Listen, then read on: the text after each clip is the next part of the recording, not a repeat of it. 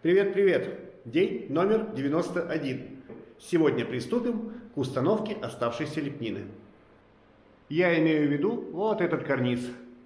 То есть маленький молдинг и маленькая тяга снизу. Мы уже отбили линию. Везде приходится усреднять. То есть везде, где бы мы ни посмотрели, везде фактически карнизы, вот в верхней части, везде есть разница с нивелиром, с горизонтом.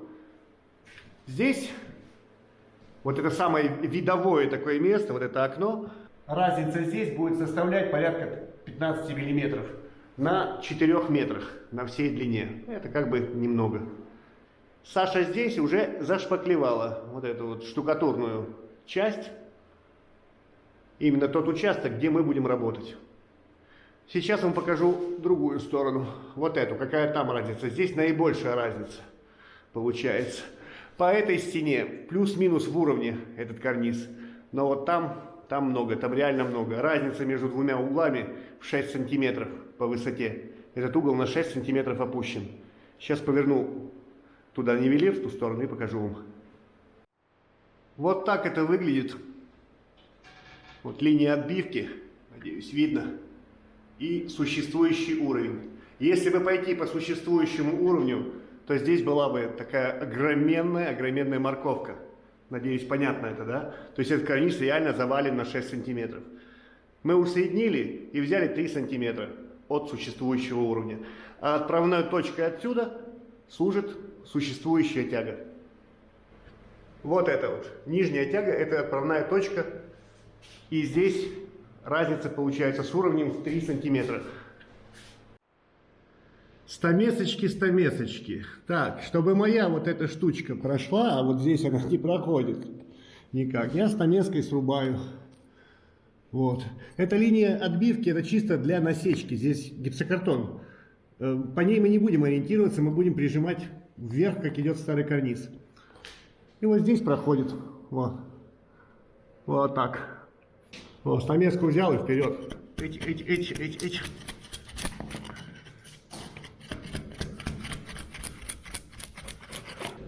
А теперь поменьше еще одну, чтобы уже наверняка.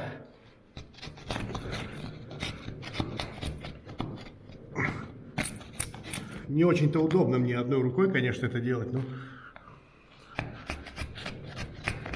Ну и проверим. Да, проверил. Замечательно. Вот. Ну вот сколько-то я уже сделал там. 2,5 метра, наверное. Ну и надо по кругу все это делать. Тут вот вообще много стесывать надо. Вот сколько. Вот так вот. Уже ночь за окном, и за сегодня мы фактически подготовили эту комнату под установку.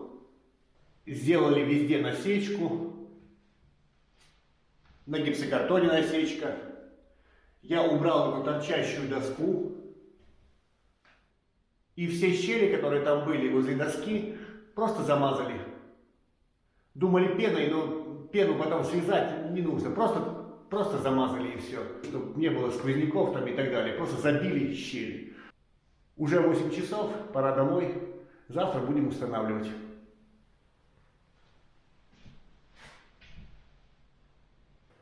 Уже следующий день, утро. И нам из подготовки осталось всего 2 момента. И мы один уже сделали и один делаем. Первый момент – это насечка. Вот, мы сделали насечку на молдингах этих и сделали насечку на маленьких тягах. Вот. А второй момент, как я уже говорил, мы будем разносить эту конструкцию. То есть молдинг мы не будем клеить в 2 стороны, мы будем клеить его только в одну сторону. Мы будем оставлять деформационный шов, и вот такую взяли вот такую ленту. Вот такая она. Вот. Типа самоклеющаяся лента. Это пенка толщиной где-то 1 миллиметр. Но она вообще не клеится никак. Вот такая гирлянда. То есть Саша прошла, ее проклеила, а она вот так вот отвалилась. Вот такие вот дела. Самоклеющаяся, не клеющаяся лента. Вот так. Будем аккуратно намазывать ПВА клей и как бы приклеивать ее на ПВА. в самом-самом там конце где-то. Ну, как-то так. Вот, ПВА в ведре. И вот так. Вот. Чуть-чуть клея и ленточку туда. Штеп-штеп. Вот так вот.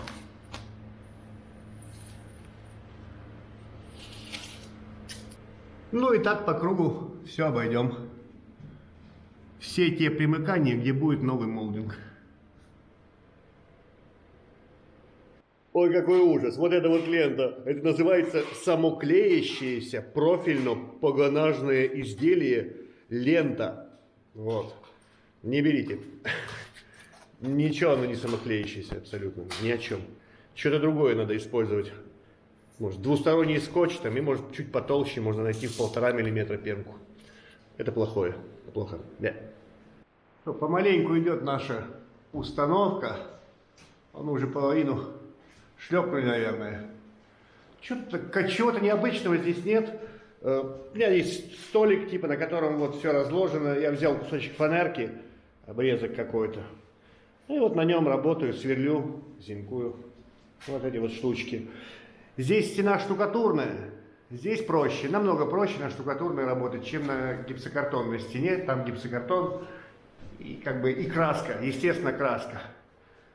Ну вы помните, да? Тут везде насечка, на краску просто клеить не стоит ни в коем случае. Везде насечка, она держится, но все равно плывет, приходится вот так вот подставлять саморезы снизу как-то. Вот так, чтобы не уплывало. В общем, сложно, вот здесь было сложно, но мы здесь начали как бы. А здесь пошло веселее уже.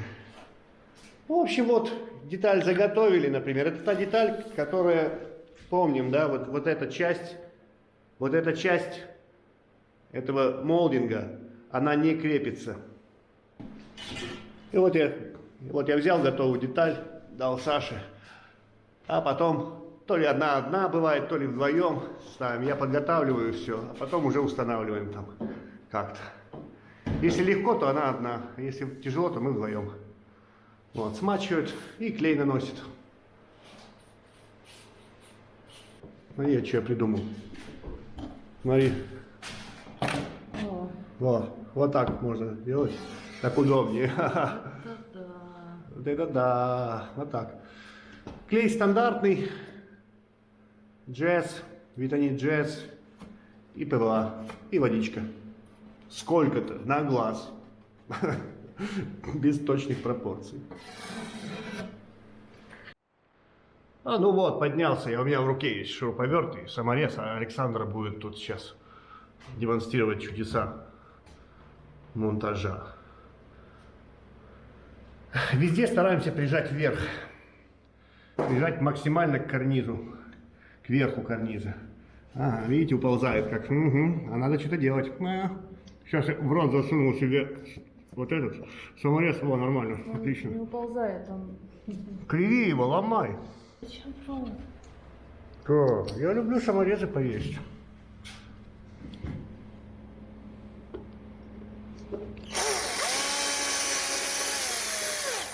Угу. И туда надо его как бы подламывать. В ту сторону надо подламывать, либо гнуть. Сломается и сломается. Ничего такого. Ломаться, сгибается просто. Ну тут сгибается. Там изгибается у нас, да, там изгибается, а вот там.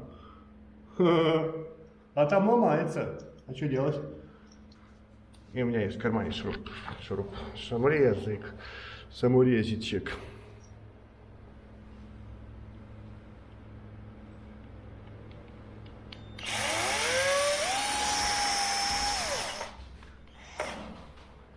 И вот так вот работает вот эта штука. То есть мы не клеим вверх. Было два варианта. Вот у меня в кармане сейчас, вот он. Вот этот молдинг, да, как он есть, маленький. Можно было его клеить вверх, там толще, он здесь толще. Можно было вверх клеить, либо клеить в стену. И мы рассуждали, а куда же будет совершаться деформирующее такое движение, колебательное? Кто будет колебаться, стена или потолок? И мы пришли к мнению, что мы не знаем, кто из них будет колебаться. Поэтому сделали как удобно, а удобно вот здесь, вот, хорошая такая полоска приклеивания в 15-17 миллиметров. Вот на нее и клеим. Вот он так и встает. Вот. Здесь клей. кое-где саморезы. И здесь деформационный шов. Потом это будет отмазываться, потому что щель большая. Саша это отмажет. Потом срежется вот эта вот пенка. Пенка уберется оттуда. Потом это покрасится, а потом мы опять прорежем ножом. Прорежем, сами сформируем трещину. Вот такая какая-то у меня логика. То есть мы сами сформируем трещину. Если мы полностью приклеим его в два конца, он по-любому его порвет. Его просто порвет в хлам сразу. Если старый карниз вот такой большой, и его рвало тут по-всякому, да, вот эти вот были всякие трещины там и так далее. Представляете, что будет вот с этим? А так этот малыш у нас встает наподобие, скажем, светового карниза. Как-то так. Только здесь деформационная прокладка. И сами сформируем ровную трещину. Даже, возможно, я неправильно сказал, краску не стоит прорезать. Стоит отмазать, прорезать, убрать вот эту шпаклевку полностью, которая здесь будет. И уже просто покрасить. То есть оставив вот этот край пенки торчать снизу с 3,5 метров, его абсолютно незаметно это будет. Вот если будет вот так. Или вот, скажем, если это будет вот так. Это будет абсолютно снизу незаметно. Но сейчас мы повернем вот здесь за угол и дойдем вот до этого вот такого вот места. Это такое самое в этой, конкретно в этой комнате, в этих карнизах, это самое противоречивое место. Вот когда дойдем, мы уже сделаем, когда, а потом об этом порассуждаем, потому что менять мы уже не будем, скорее всего. Вот так вот получилось. Вот так. Вот такой вот стык, то есть его отсутствие. Вот насколько. Видите? Да, это такое противоречивое место, это такое сложное, как камень преткновения был, потому что этот остаточек всего вот этого карниза порядка 4 метров. И, естественно, не раз велись разговоры, что надо его просто снести, чтобы вот этого места не было. Дело в том, что здесь около 5-6 миллиметров, вот в этом месте, а вот здесь уже больше 1,5 сантиметров, здесь больше 15 миллиметров. А там дальше на стене вот эта плоскость полностью является собой плоскость стены. То есть изначально это было где-то так, это была плоскость стены. Но теперь стена новодельная, это все искривлялось со временем, и мы получили вот это. Я откровенно всегда против чего-нибудь сносить. Да, если мы снесем вот эту часть, так почему мы тогда оставляем старый вот этот потрещавший карниз? Давайте его снесем, давайте вообще все снесем, да? Ну что, зачем? Наоборот, это прикольно, это подчеркивать возраст. Как мы могли здесь поступить? Какие у нас были мысли по этому поводу? Мы могли использовать какую-то пластинку, пускай это будет гипсокартон. Вот. Даже перевернем. Вот так.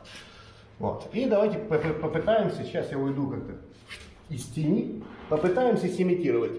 Представляем себе, что у нас есть 3 вида гипсокартона. Потолочный, да, там 9, обычный 12,5, потолочный 9 и реставрационный 6,5. Вот 12.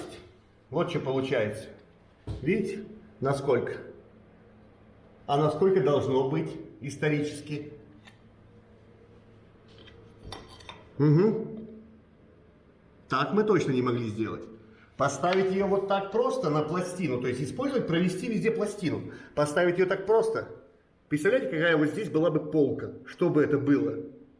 Тоже не вариант. И каким-то вариантом было бы использовать маленький, тоненький 6 мм гипрок. Вот такой. Вот это где-то было бы такое что-то, типа как вариант.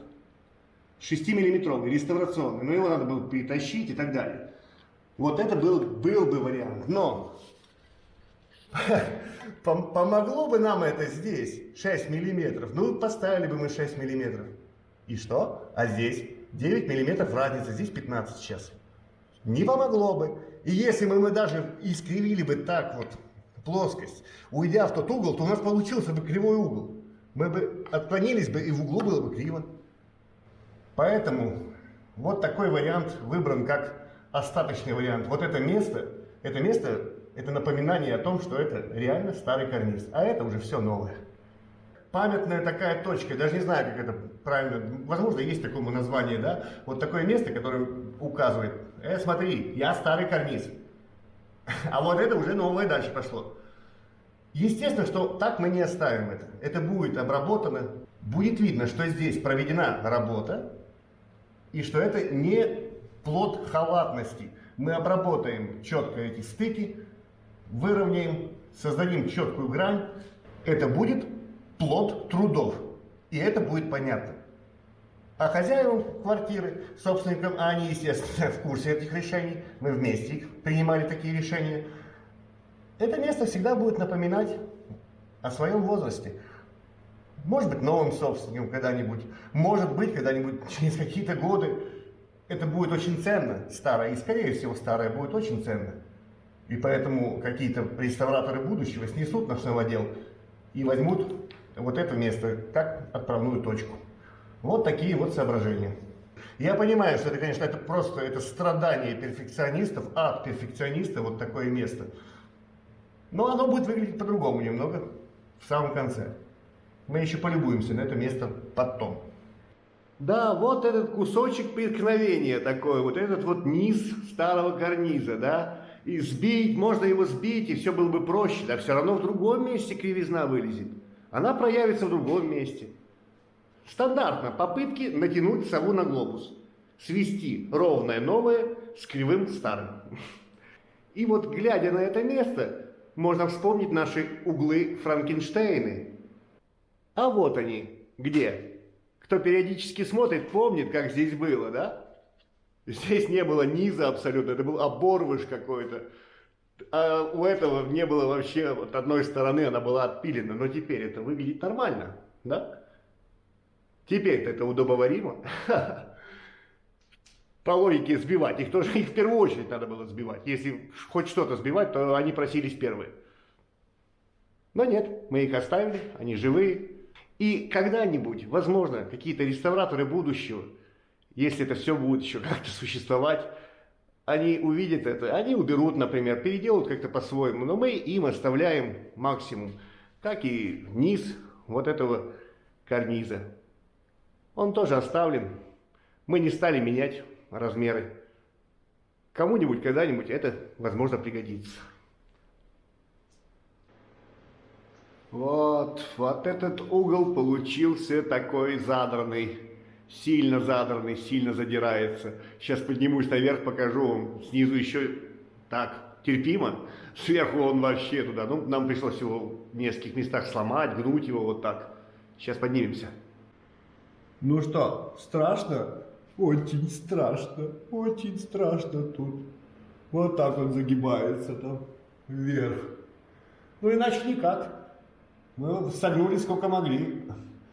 Если так не делать, то вот эта полка, она будет вообще тут на сантиметры просто опускаться. Нет, надо подгибать. И таким образом новый карниз, он будет соответствовать кривенькому старому. Прекрасно. Там, где кривенько, там и живенько, да. Но это только этот угол такой прям явный, потому что он весь загибается туда. А на самом деле оно все выглядит более-менее так прилично, казалось бы. Но это все политика усреднений. Здесь в среднем, здесь разница где-то около 4 сантиметров от уровня, от горизонта. Здесь тоже существует какая-то разница, но, по-моему, небольшая. И все, в принципе, выглядит, как будто это ровно и более-менее прилично. Да, вот так получилось, вот такой вот завершенный ансамбль. Наконец-то мы его можем видеть, как он должен был быть. Естественно, что мы же помним, все эти плоскости опускались вниз, и нам нужно было найти некое усреднение. И вот цель всего вот этого вот такого усреднения, всех этих процессов, цель – это вот эта маленькая нижняя тяга, которая проходит над окном. Нам удалось добиться разницы в 12 миллиметров с горизонтом, с реальным горизонтом на всей протяженности.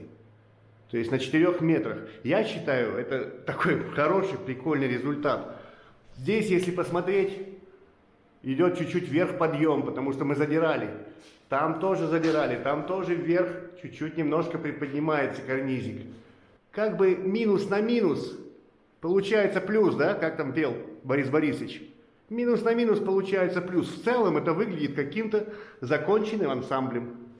Когда это покрасится, человек, который сюда зайдет, он не заподозрит, что здесь что-то происходило не так. Ну, естественно, кроме вот этого вот места.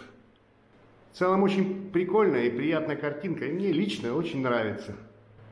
Исходная позиция здесь, кто смотрит, да, сначала была здесь исходная позиция довольно-таки, мягко говоря, сложна. Но я считаю, что нам удалось вырулиться и прийти к какому-то такому хорошему, удобоваримому виду всего вот этого. Для этой квартиры реконструкция, восстановление именно новоделом, именно новодельной лепнины уже закончена. Фактически историческую часть мы как бы восстановили и выполнили. Вот такие дела, вот так все происходит. Все происходит хорошо, как по мне. Ну что, всего доброго, до свидания, пока-пока.